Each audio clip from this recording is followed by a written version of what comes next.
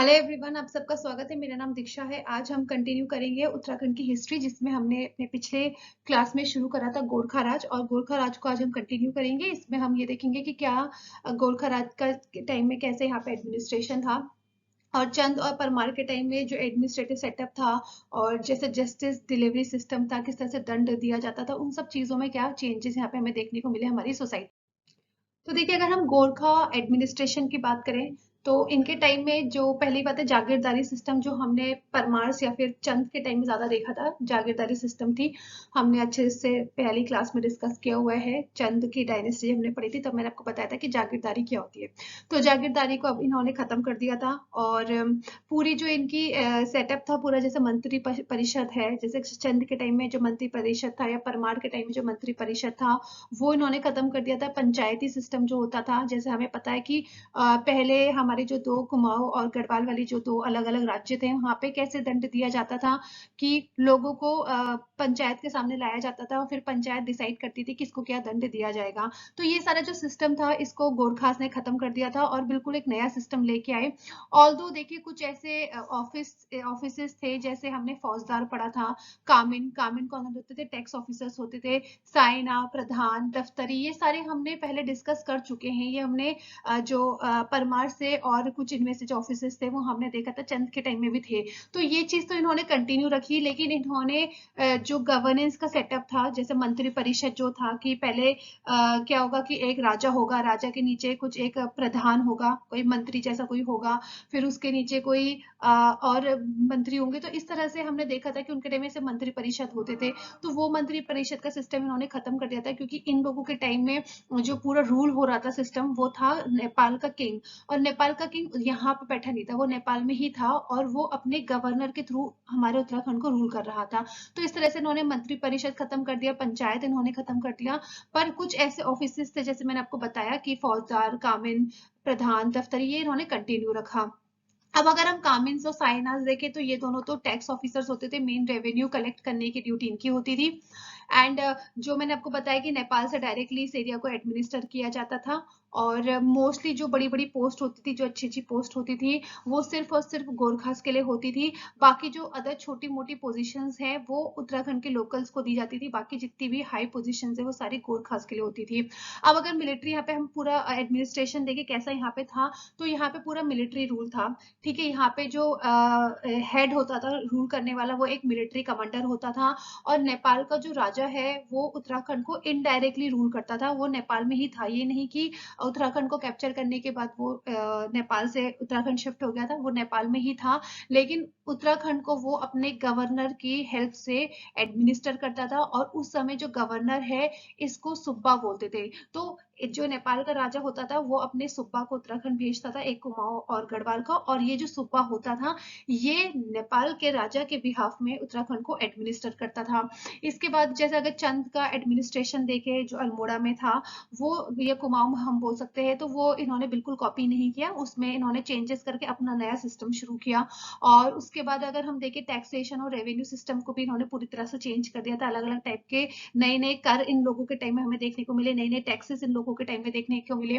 और उसके बाद देखिए, इन्होंने कुछ नई चीजें भी इंट्रोड्यूस करी उत्तराखंड में, जो कि काफी अच्छी चीज तो नहीं थी। जैसे हमने देखा था स्लेवरी, ठीक है, इन्होंने नौकरशाही चीजें शुरू यहाँ पे करी। उसके बाद इन्होंने औरतों को, आदमियों को, छोटे छोटे बच्चों को खरीदना बेचना, ये चीजें भी यहाँ पे ट्रेडिंग शुरू करी। इन्होंने बेगार सिस्टम भी शुरू किया। देखिए, बेगार सिस्टम क्या होता है कि किसी को आप फोर्स करते हो फ्री में काम करने के लिए, ठीक है, उसका मन नहीं है, एक इंसान का कुछ काम करने का मन नहीं है, लेकिन आप उसको फिर भी जबरदस्ती करते हो एक काम करने के लिए, और उसको उसके लिए कोई वेजेस भी नहीं देते हो, कोई पैसा भी नहीं देते, उसको बेगार सिस्टम बोलते हैं। तो इस तरह से लोगों को यहाँ पे फोर्स करा जाता था कि वो लोग फ्री सर्विस दें गोरखास को। तो ये स्लेवरी टैक्सेस, अलग अलग टाइप के जो हैवी टैक्सेस थे, हैवी कर, ठीक है, बहुत बड़ी लेवल पे जो कर लगाए जाते थे लोगों के ऊपर, वो और बेगार, ये टाइप की तीन चीजें जो है गोरखा के टाइम में हमने उत्तराखंड में पहली बार देखी। उसके बाद देखिए, कुमाऊं और गढ़वाल जो है, उसको काफी स्ट्रॉन्ग तरह से इसको होल्ड करा जाता था बाय गोरखास। गोरखा ज्यादा लीनियंट नहीं थे, काफी स्ट्रिक्ट थे यहाँ के लोगों के लिए। और वो ऐसे कोई भी चांस नहीं छोड़ते थे यहाँ के लोगों को सप्रेस करने के लिए, यहाँ के लोगों को ह्यूमिलिएट करने के लिए, यहाँ के लोगों के साथ बदतमीजी करना, उनको मारना पीटना, उनके साथ दुष्ट व्यवहार करना, ये सब चीजें गोरखा के टाइम में बहुत कॉमन थी। और इस वजह से क्या था कि जो यहाँ के पहाड़ के जो लोग थे वो इतने इन लोगों के टाइम में परेशान हो गए थे कि लोग भाग भाग के क्या बोलते हैं, या तो काफी लोग मर जाते थे, या तो फिर काफी लोग जो थे वो भाबर और तराई वाले एरिया में जाके सेटल होने लगे थे। तो ये चीजें हमने यहाँ पे देखी, बहुत कॉमन थी। इसके अलावा देखिए एक और चीज ये थी कि जो गोरखास थे, गोरखा जो थे वो यहाँ के जो ब्राह्मण्स थे उनके साथ भी बहुत दुष्ट व्यवहार करते थे, ब्राह्मण्स को कोई रिस्पेक्ट नहीं देते थे। लेकिन ऐसा माना जाता है कि जो कॉमन लोग थे, जो प्रजा थी, उनके लिए ऐसा ज्यादा कुछ बदला नहीं था, क्योंकि चंद और परमार के टाइम में भी जो राजा थे वो भी अपनी प्रजा को बहुत अच्छी तरह से नहीं रखते थे। उनके टाइम में भी जो प्रजा थी वो थोड़ी खुश नहीं थी, क्योंकि तभी भी उनके ऊपर काफी ज्यादा टैक्स लगाया जाता था, उनको बहुत ज्यादा उस समय बहुत ज्यादा चीजों के लिए सफर करना पड़ता था उनके टाइम में भी। तो जब गोरखास आए तो गोरखा के टाइम में ज्यादा जो प्रॉब्लम्स क्रिएट हुई, जो ज्यादा जिसने सफर किया वो कॉमन पीपल नहीं थे, क्योंकि कॉमन पीपल पहले भी सफर कर रहे थे। तो मेन जिसको प्रॉब्लम हुई वो थे राजा और नोबल्स फैमिली, यानी कि जो रिच फैमिली थी, जो रईस लोग थे ना, उनकी सिचुएशन में चेंज आया गोरखास के आने के बाद। जस्टिस डिलीवरी सिस्टम की बात करें तो देखिए गोरखा के टाइम में किस तरह से दंड दिया जाता था, किस तरह से प्रूव करा जाता था कि किसी ने गलत काम किया है या नहीं किया है। तो ये सब चीजों के लिए हमें पता है कि पहले पंचायत होती थी, लेकिन इन्होंने पंचायत का सिस्टम खत्म कर दिया था। इन्होंने अपने प्रोविंसेस में सूबा, हमें पता है गवर्नर होते थे, उसके बाद नायब सूबा होते थे और मिलिट्री कमांडर होते थे।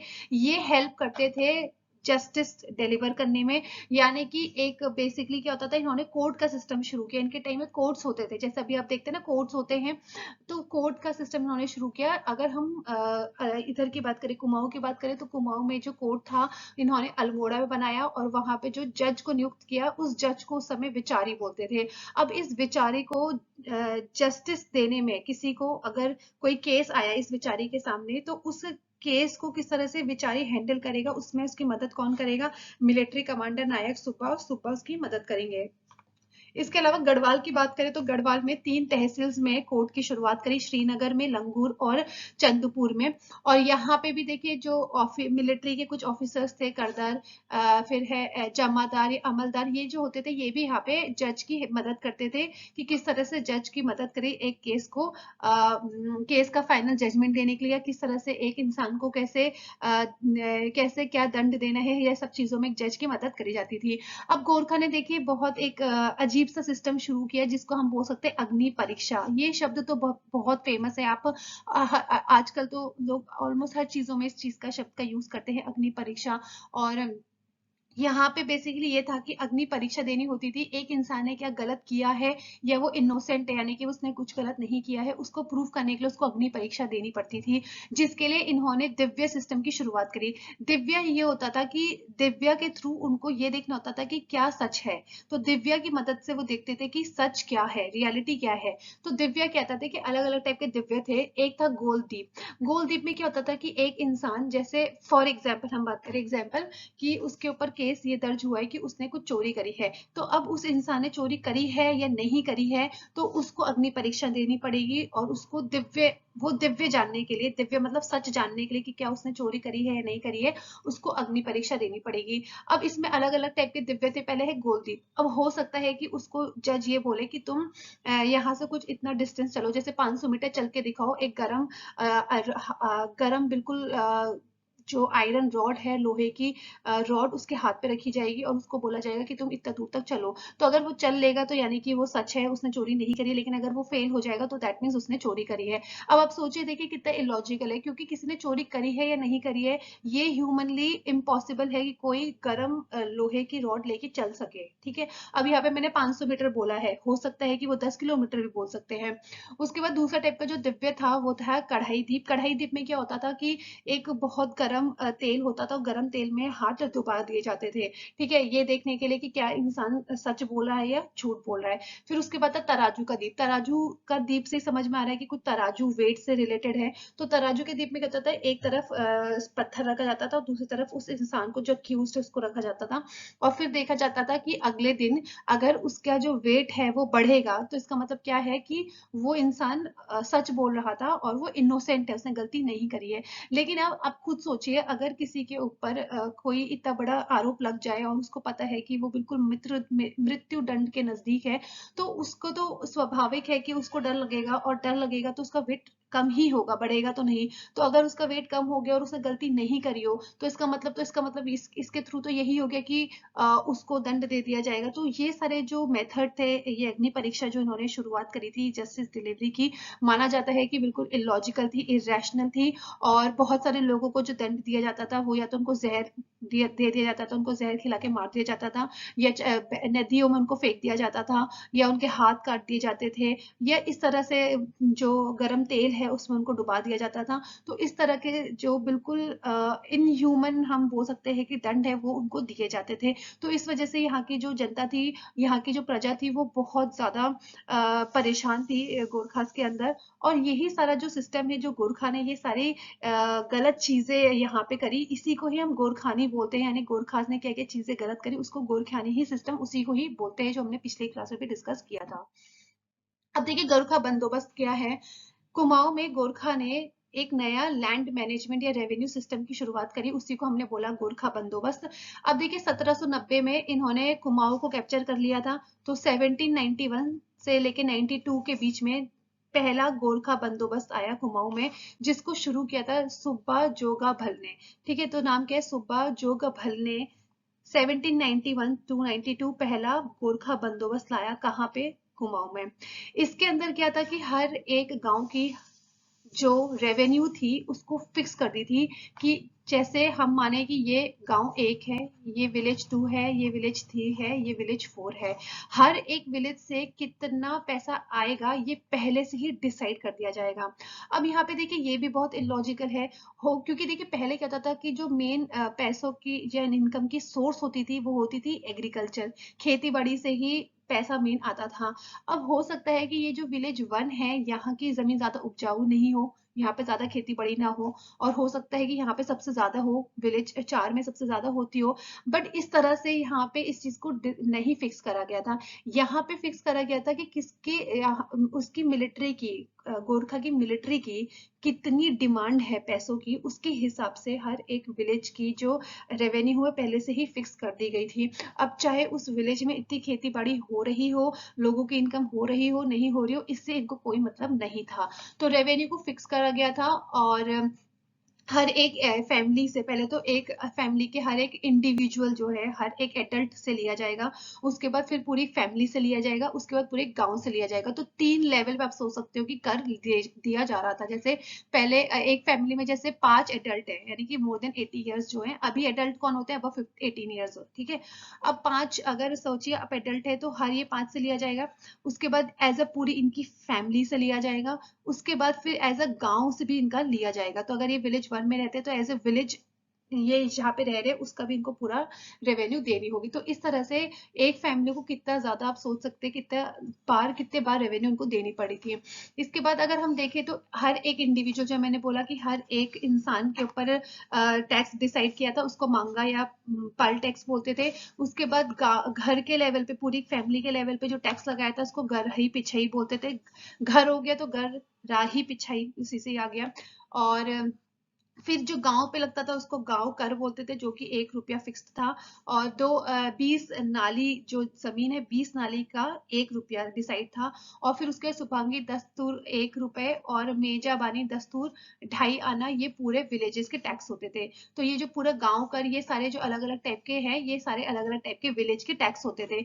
और जो घर के लेवल पे लगता था, फैमिली के लेवल पे लगता था, उसको घर ही पिछई टैक्स बोलते थे। और जो इंसान के ऊपर, हर एक इंसान के ऊपर टैक्स लगता था, उसको मांगा बोलते थे या पाल टैक्स बोलते थे। अब इस सबको कौन जाके कलेक्ट करता था गांव से, तो उसको ऑफिसर बोलते थे, कामिन। ठीक है, कामिन ऑफिसर होता था। ये तो हमने चंद के टाइम में भी देखा था, और सेम चीज इन्होंने कंटिन्यू रखी। तो कामिन का काम क्या होता था कि वो सब गांव में जाएगा, हर एक इंसान से टैक्स कलेक्ट करके लेके आएगा।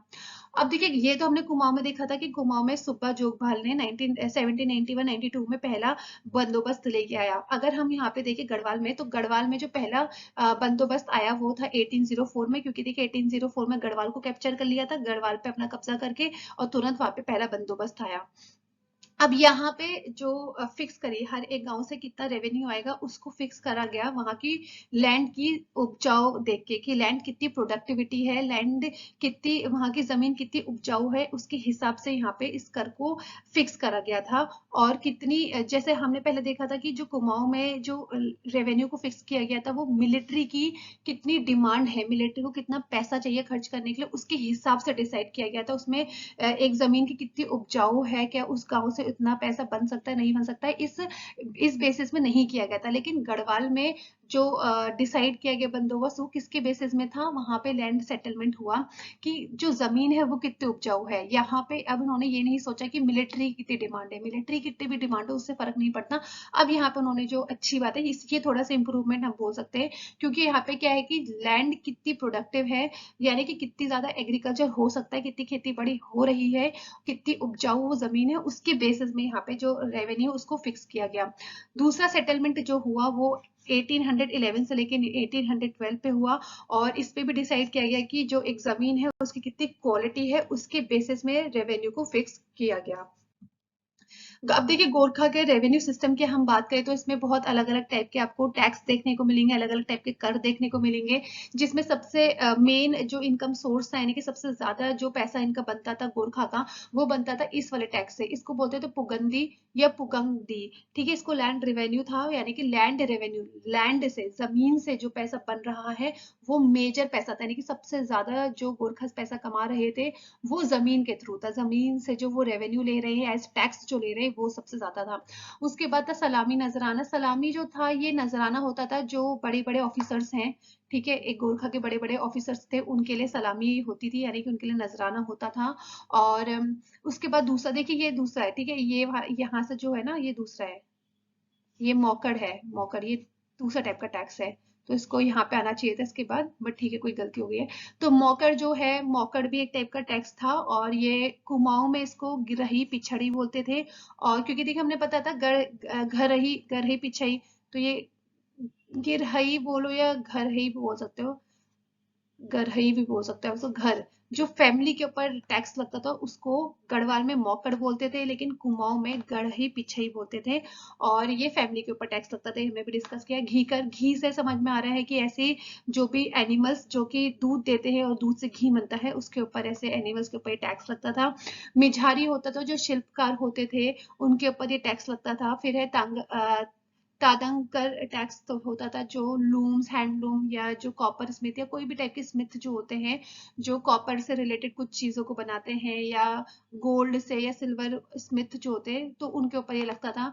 फिर है सौन्या फागुन। अब देखिए फागुन का मेला इस तरह से आप याद कर सकते हैं, तो जो भी टाइप के मेले होते थे, अलग अलग टाइप के त्योहार जो होते थे, उन सब के ऊपर भी यहाँ पे टैक्स लगाया जाता था। और इसमें लोगों को कुछ टाइप की भेंट अपने यहाँ पे गोरखास को देनी पड़ती थी। फिर है कुशाही। अब कुशाही एक नया टाइप का टैक्स था, एक नया टाइप का कर था जो कि लगाया जाता था ब्राह्मण्स के ऊपर, ऐसे ब्राह्मण्स जो कि पॉलिटिक्स में या फिर अच्छी कोई पोजीशन में बैठे हो। और ये जो टैक्स जो है इसकी शुरुआत हुई थी 1797 से। अब यहाँ पे देखिए मैं आपको एक ट्रिक बता सकती हूँ कि कैसे आप इसको याद कर सकते हैं। कि देखिए सबसे इंपॉर्टेंट जो इसमें है टैक्स इनका, यानी कि सबसे ज्यादा जो पैसा इनका बनता था वो था लैंड से, जमीन से, लैंड रेवेन्यू।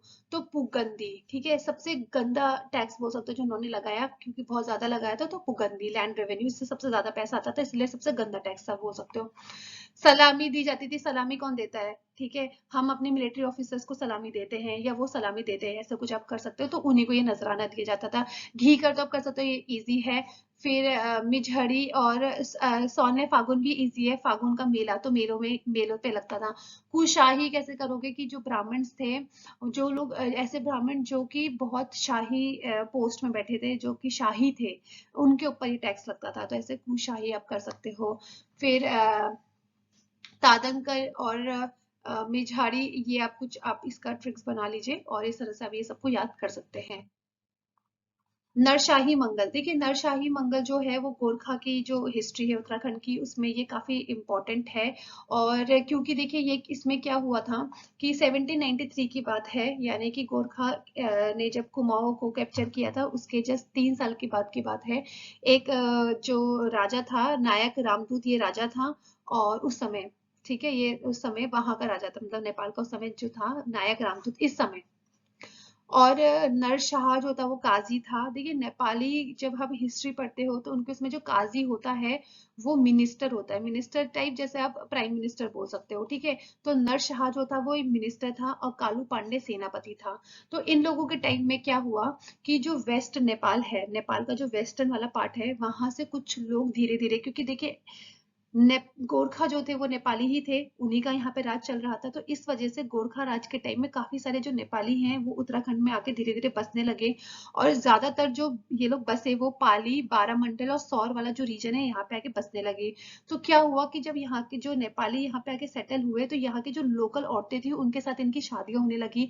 तो इस तरह से ये सारा जो कल्चर है ये मिक्स होने लगा।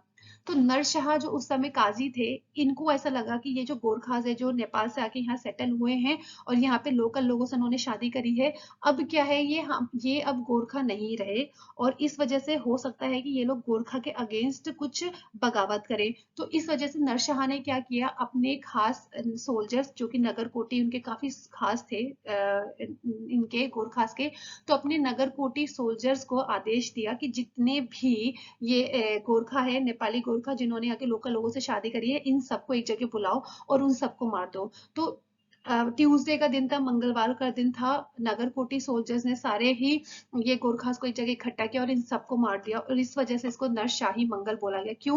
क्योंकि ये दिन, जिस दिन ये हुआ था उस दिन मंगलवार था, तो मंगल यहाँ से शब्द बना, और नरशाही क्योंकि नरशाह के कहने पे ये हुआ था, इस वजह से उसको नरशाही मंगल बोला गया। तो ये नरशाही मंगल कब हुआ था? 1793 में हुआ था। किसके कहने में? नरशाह, ये तो आप यहीं से देख सकते हैं, मंगलवार को हुआ था, इसलिए नरशाही मंगल, जिसमें जो गोरखास थे जिन्होंने यहाँ के लोकल लोगों से शादी करी थी उनको यहाँ पे मार दिया गया। किसके द्वारा? नगर कोटी सोल्जर्स के द्वारा। दूसरा बहुत इंपॉर्टेंट जो यहाँ पे देखने को इवेंट मिला वो था मैसेकर ऑफ कामिन्स, यानी कि कामिन का नरसंहार। अब देखिए क्या हुआ, हमने देखा था जो कामिन थे वो लोग कौन थे, या ठोकदार जो थे, ये लोग कौन होते थे?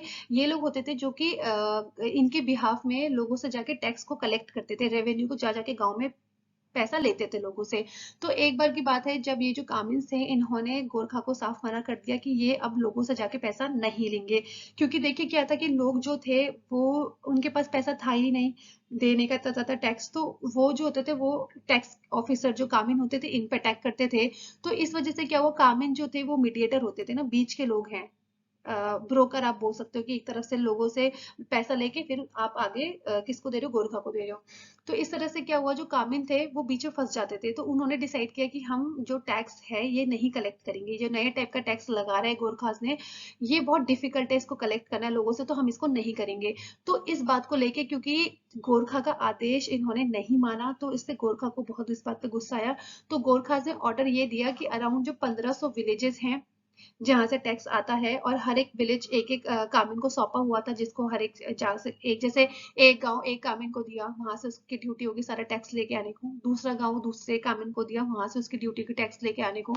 तो क्या हुआ कि जो कामिन थे, ये सारे कामिन 1500 गांव के कामिन को एक जगह बुलाया, और इस तरह से बुलाया कि उनको ना बेवकूफ बनाया, कि क्योंकि फिर अगर वो सच बता देते गोरखा कि उनके क्या इरादे हैं, तो वो नहीं आते, कामिन्स आते ही नहीं। तो कामिन्स को ये बोला कि ये जो नया टाइप का कर है इसके बारे में हमें तुम्हें कुछ बताना है, तो तुम इस जगह में आ जाओ। तो एक जगह उनको बुलाया है, तो इस तरह से सारे कामिन्स आए और वहां पे वो सारे ही कामिन्स को मार दिया गया। और इसी को ही बोलते हैं कामिन नारसंगर, और ये गोरखा की हिस्ट्री में सबसे बेकार एक इवेंट हमने देखा उत्तराखंड में। और इस वजह से ये उत्तराखंड की अगर हम हिस्ट्री में गोरखा का एडमिनिस्ट्रेशन देखते तो ये वाला नरसंहार बहुत इंपॉर्टेंट इवेंट माना जाता है। अब क्या हुआ, ब्रिटिश का, यानी कि जो अंग्रेज थे उनका और गोरखा का युद्ध हुआ। तो क्या क्यों हुआ, इसके पीछे की क्या हिस्ट्री रही, क्या पीछे का क्या रीजन था, क्या वजह थी, वो हम पहले देखेंगे। देखिए 1814 में क्या हुआ, गोरखा ज्यादा स्मार्ट बन गए। गोरखा को लगा रहे हमने यहाँ से कुमाऊं को भी बाहर निकाल दिया, चंद को हरा दिया, परमार इतने खतरनाक थे हमने उनको भी हरा दिया, तो ओवर कॉन्फिडेंट हो गए। तो उन्होंने क्या किया, एक इनके टाइम में गोरखा के उस समय जो राजा थे भीमसेन थापा, इन्होंने, ये मिलिट्री कमांडर थे, इन्होंने क्या किया, गोरखपुर पे अटैक कर दिया और गोरखपुर के 200 विलेज को कैप्चर कर लिया, ठीक है। तो इस बात पे ब्रिटिशर्स को, अंग्रेजों को बहुत गुस्सा आया, क्योंकि उस समय गोरखपुर जो था वो अंग्रेजों के अंदर था।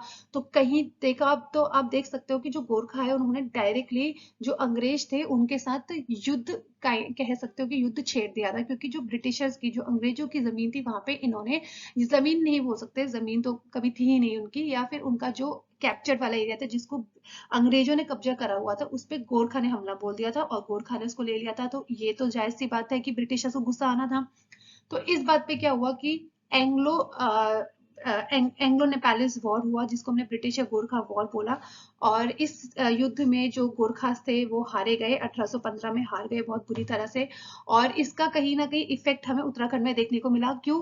क्योंकि उत्तराखंड में भी गोरखास रूल कर रहे थे, तो अगर गोरखा कहीं पे हारेगा तो कहीं ना कहीं उसका उत्तराखंड पे भी तो इफेक्ट आएगा। और दूसरा चीज ये थी कि प्रद्युमन शाह, जो कि गोरखास के साथ युद्ध करते हुए शहीद हो गए थे, हमने देखा था। तो उनके जो बेटे थे सुदर्शन शाह, उन्होंने इस चीज का यूज किया, यानी कि ये जो सिचुएशन हुई गोरखा और अंग्रेजों के बीच में जो युद्ध हुआ, इस चीज का फायदा उठाया किसने? सुदर्शन शाह ने। सुदर्शन शाह ने अंग्रेजों को बोला था, अंग्रेजों से मदद ली थी कि तुम युद्ध लड़ो गोरखास के खिलाफ, गोरखास को यहाँ से हराओ और हमें मदद करो हमारा जो एरिया है गढ़वाल वाला वो वापस लेने में। तो इस तरह से क्या हुआ, जब गोरखास हार गए तो गोरखा और अंग्रेजों के बीच में एक ट्रीटी साइन हुई, एक पैक्ट साइन हुआ जिसको बोलते हैं ट्रीटी ऑफ सिगौली। और इसके तहत कुमाऊं और गढ़वाल वाला जो उत्तराखंड का हिस्सा था, ये किसको दे दिया? ये अंग्रेजों को दे दिया। अब अंग्रेजों ने क्योंकि सुदर्शन शाह को वादा किया था कि वो सुदर्शन शाह को गोरखा से जीतने के बाद जो गढ़वाल वाला हिस्सा है वो सुदर्शन शाह को दे देंगे। तो इस तरह से जो गढ़वाल वाला हिस्सा था वो अंग्रेजों ने किसको दे दिया? सुदर्शन शाह को दे दिया। ये फोटो जो है ये सुदर्शन शाह की आप देख सकते हैं। अब क्या हुआ कि देखिए, जो अंग्रेज थे वो भी कोई बहुत सीधे तो थे ही नहीं। इसी तरह से कोई अगर वो इतने सीधे होते तो इस तरह से वो कभी 300 साल हमारे इतने बड़े देश में राज नहीं करते। तो उनकी तो पहले से चालाकी थी ही। तो उन्होंने क्या किया, उन्होंने सुदर्शन शाह को ये बोला कि हम तुम्हें गढ़वाल देंगे, लेकिन उसके बदले में तुमको हमें कुछ पैसा देना पड़ेगा, इतना मतलब कुछ कंपनसेशन देना पड़ेगा। तो सुदर्शन शाह ने बोला, इनको लगा कि ये दे पाएंगे, तो उन्होंने बोला ठीक है। लेकिन क्या हुआ कि वो कंपनसेशन वो इतना ज्यादा था कि सुदर्शन शाह वो पैसा नहीं दे पाए अंग्रेजों को, और इस वजह से गढ़वाल का डिवीजन हुआ। सुदर्शन शाह ने, क्योंकि सुदर्शन शाह इतना पैसा नहीं दे पाए ब्रिटिशर्स को, तो उन्होंने क्या किया, अपना आधा हिस्सा गढ़वाल को अंग्रेजों को दे दिया। और इस तरह से अलकनंदा के बीच में डिवीजन हुआ। और मतलब अलकनंदा को बाउंड्री लाइन बनाई गई और उसके थ्रू डिवाइड किया गया कि एक तरफ अंग्रेजों का हिस्सा होगा और एक तरफ किसका? परमार्स का होगा। और इस तरह से सुदर्शन शाह ने अपनी कैपिटल को शिफ्ट किया श्रीनगर से टेहरी, क्योंकि श्रीनगर जो था अब वो अंग्रेजों के अंदर आ चुका था। और अब से इस टाइम से जो परमार्स है या शाह जो है वो टेहरी से रूल करेंगे, टेहरी से शासन करेंगे। इसके अलावा सुदर्शन शाह का कंट्रीब्यूशन या योगदान की बात करें तो उन्होंने एक बहुत फेमस किताब लिखी थी जिसको बोलते हैं सभासद। और इसके अलावा जो 1857 का रिवोल्ट हुआ था उसमें अंग्रेजों की मदद करने वाले जो बहुत सारे राजा थे उनमें से एक जो थे वो ये थे सुदर्शन शाह। तो सुदर्शन शाह ने अंग्रेजों की मदद करी थी 1857 रिवोल्ट में। अब इनके जो ग्रैंडसन थे, यानी कि इनके जो पोते थे सुदर्शन शाह के, उनका नाम था प्रताप शाह। इनके बारे में ज्यादा कुछ है नहीं, बस इतना है कि 1870 में ये राजा बने और इन्होंने एक नए शहर की स्थापना करी थी, एक नई सिटी की स्थापना करी थी जिसको अपने नाम से इन्होंने शुरू किया, प्रताप नगर। इसके बाद है कीर्ति शाह। कीर्ति शाह की फोटो आप देख सकते हैं। ये काफी छोटे ही उम्र में राजा बन गए थे। ये प्रताप शाह के बेटे थे और ये बहुत ज्यादा इंटेलिजेंट थे, काफी ये इंटेलेक्चुअल लर्नेड पर्सन थे, पढ़े लिखे थे। और इस वजह से इनको जो अंग्रेज थे उन्होंने इनको दो टाइटल दिए थे, दो उपाधि दी थी। एक तो कैंपेनर ऑफ इंडिया और दूसरा नाइट राइडर। इंपॉर्टेंट फैक्टर है, बहुत इंपॉर्टेंट फैक्टर है। इसको आप कैसे याद करेंगे? इस तरह से कि जो कीर्ति है उसकी पूरे देश में कीर्ति हुई और इससे खुश होकर जो अंग्रेज है ये इतने ज्यादा मतलब पढ़े लिखे, इतने इंटेलिजेंट इंटेलेक्चुअल थे कि इनको क्या बोलते हैं, इनकी कीर्ति पूरी जगत में जब फैलने लगी थी तो फिर अंग्रेजों ने इनको कैंपेनर ऑफ इंडिया और नाइट कमांडर का टाइटल दिया। इसके अलावा क्योंकि देखिए इनको एजुकेशन की महत्वता पता थी, इस वजह से इन्होंने अपने गढ़वाल में बहुत सारे स्कूल्स की स्थापना करी। एक तो प्रताप हाई स्कूल बनवाया और दूसरा प्रताप नगर में इन्होंने हिम्मत संस्कृत स्कूल की स्थापना भी करी थी। इसके अलावा इन्होंने लोगों को इलेक्ट्रिसिटी के बारे में अवेयर किया, ठीक है, दुनिया में क्या क्या चीजें नई नई चल रही हैं वो सब चीजों के बारे में इन्होंने अपनी जनता को, अपनी प्रजा को बताया। इसके अलावा इनको देखिए बहुत सारी लैंग्वेज आती थी, बहुत सारी भाषाओं का इनका नॉलेज था, जैसे संस्कृत, हिंदी, उर्दू, फ्रेंच, इंग्लिश, ये सारी ही भाषाएं इनको आती थी। और इनको एस्ट्रोनॉमी और एस्ट्रोलॉजी में भी बहुत इंटरेस्ट था, जिस वजह से इन्होंने अपनी टहरी, जो इनकी स्टेट की कैपिटल थी, वहां पे एक ऑब्जर्वेटरी बनवाई थी। और ये ऑब्जर्वेटरी बनवाने के लिए जितनी भी इंस्ट्रूमेंट्स की जरूरत थी वो सारे ये फॉरेन से लेके आए थे। इसके अलावा देखिए तो इंग्लिश टाइपराइटर तो पहले से ही था, पर हिंदी टाइपराइटर नहीं था, इस वजह से इन्होंने हिंदी टाइपराइटर को भी इन्वेंट किया।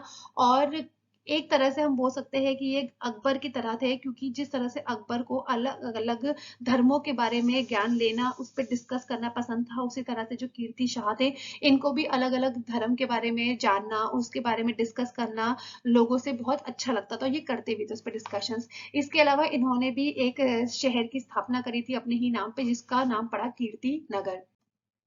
इसके बाद है नरेंद्र शाह। नरेंद्र शाह जो है वो कीर्ति शाह के बेटे थे, फोटो में आप देख सकते हैं। और इन्होंने अपने नाम पे शुरुआत की थी एक शहर की, जिसको बोला नरेंद्र नगर।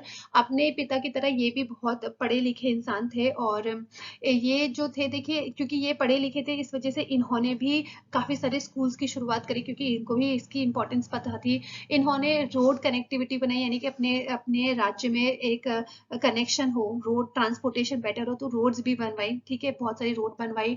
और इन्होंने हॉस्पिटल्स भी बनवाए, देवप्रयाग में, उत्तरकाशी में, राजगढ़ में, पुरोलो में, ऐसे अलग अलग जगह में इन्होंने हॉस्पिटल्स भी बनाए अपने प्रजा के लिए। देखिए इनके टाइम में, नरेंद्र शाह के टाइम में दो इंपॉर्टेंट घटनाएं घटी। एक तो था टेहरी रवाई कांड, 1930 में हुआ था, 1930 में यमुना नगरी के, यमुना वैली के पास टहरी रवाई कांड हुआ था। और दूसरा श्रीदेव सुमन, जिनके बारे में हम आगे देखेंगे, जब हम हिस्ट्री की फेमस पर्सनालिटीज पढ़ेंगे तब हम श्रीदेव सुमन के बारे में देखेंगे। तो इनके टाइम में श्रीदेव सुमन की जेल में डेथ हुई थी 1945। तो ये दो चीजें जो हुई थी वो नरेंद्र शाह के टाइम में हुई थी। तो ये दो आपको याद रखना है, एक तो टहरी रवाई कांड कब हुआ था, 1930 में, और दूसरा श्रीदेव सुमन की मृत्यु कब हुई थी, 1945 में। दोनों ही टाइम में जो राजा थे परमार डायनेस्टी के वो थे नरेंद्र शाह। इनके बाद इनके बेटे थे मनवेंद्र शाह। मनवेंद्र शाह 1946 में राजा बने, जस्ट हमारे देश को आजादी मिलने के एक साल पहले की बात है। और इस तरह से मनवेंद्र शाह जो थे वो शाह डायनेस्टी के लिए आखिरी राजा रहे। क्योंकि देखिए जब हमारे देश में अंग्रेजों को भगाने की बात चल रही थी और एक रिपब्लिक फॉर्म या एक डेमोक्रेसी बनाने की बात चल रही थी, तो वो इम्पैक्ट हमें हमारे उत्तराखंड में पड़ा। हमारे उत्तराखंड के जो गढ़वाल में, क्योंकि देखिए आधे हिस्से में तो अंग्रेज थे, अगर अंग्रेज जाएंगे तो वो गढ़वाल का आधा हिस्सा तो क्या होगा, इंडियन यूनियन का पार्ट बन जाएगा, भारत का पार्ट बन जाएगा। लेकिन जो दूसरा हिस्सा है जहाँ पे परमार्स रूल कर रहे हैं, तो वहां पे क्या शासन होगा, वहां पे तो मोनार्की आ जाएगी, वहां पे तो राजा का शासन आ जाएगा, तो वहां पे तो डेमोक्रेसी नहीं आएगी, लोकतंत्र नहीं आएगा। तो इस वजह से वहां के जो लोग थे, शाह डायनेस्टी के अंदर जो प्रजा थी, वो भी काफी ज्यादा ये प्रेशर बना रहे थे अपने राजा पे कि शाह डायनेस्टी भी खत्म हो, और जो टहरी वाला जो गढ़वाल है वो भी किसके अंदर आ जाए, यूनियन के अंदर आ जाए, भारत के अंदर आ जाए, और इस तरह से वो भी एक लोकतंत्र का हिस्सा बने। तो इसको कहीं ना कहीं प्रमोट करने के लिए एक मंडल बना था, जिसको मिनिस्ट्री ऑफ प्रजा मंडल बोला, जिसको 1948 में बनाया गया। और 1 अगस्त 1949 में, यानी कि हमें इंडिपेंडेंस कब मिली थी, इसको, ये डेट ना बहुत इंपॉर्टेंट है, ठीक है, ये डेट इंपॉर्टेंट है, इस वजह से कैसे याद करना है ट्रिक मैं आपको बताऊंगी। 15 अगस्त 1947 को हमें इंडिपेंडेंस मिली। और इसके जस्ट 2 साल बाद टेहरी स्टेट फ्री हुआ था, ठीक है। तो 1949 आ गया यहाँ से, और यहाँ से आप 50 में से 5 हटाते तो फर्स्ट आ गया, तो अगस्त एज इट इज है। तो इस तरह से आप इसको कर सकते हैं। तो 1 अगस्त 1949 को टेहरी स्टेट जो है वो इंडियन रिपब्लिक का पार्ट बना, और इस तरह से वो भी एक गणतंत्र का पार्ट बना, और इस तरह से वो भी एक लोकतंत्र का हिस्सा बना। तो यहाँ पे देखिए जो गोरखा राज है वो खत्म हो गया है। अब जो हम करेंगे शुरू वो होगा अंग्रेजों का शासन। अब देखिए अंग्रेज कैसे आए ये तो हमने शुरुआत पढ़ ली है। अब और थोड़ा सा डिटेल में देखेंगे कि उनके टाइम में क्या क्या चीजें यहाँ पे घटनाएं घटी थी, किसका क्या कंट्रीब्यूशन था, कौन फेमस हमारे हिस्ट्री के पर्सनैलिटीज रहे हमारे उत्तराखंड से, वो हम देखेंगे। अगर आपको वीडियो अच्छा लगा तो do hit the like button and subscribe to my channel. और अगर आपको जो भी इसकी PDF फाइल्स चाहिए होती है, वो हमारा टेलीग्राम का चैनल है नॉलेज हब, वहां पे आप डाउनलोड डाउनलोड करके उसको सब्सक्राइब करके वहीं से सारी PDF फाइल्स को डाउनलोड कर सकते हैं। अदर देन दैट अगर किसी को भी कोई भी क्वेरी है, कोई भी हेल्प चाहिए अपनी एग्जाम की तैयारी से रिलेटेड, तो आप मेरे को मेरे फेसबुक पेज में, जो कि है दीक्षा नेगी IAS एजुकेटर, आप सर्च करेंगे तो आपको मेरा पेज मिलेगा। वहां पे आपको ऑप्शन होगा पर्सनल मैसेज करने का, आप मेरे को पर्सनल मैसेज कर सकते हैं and I will try to answer you within 24 hours. Thank you everyone and all the very best.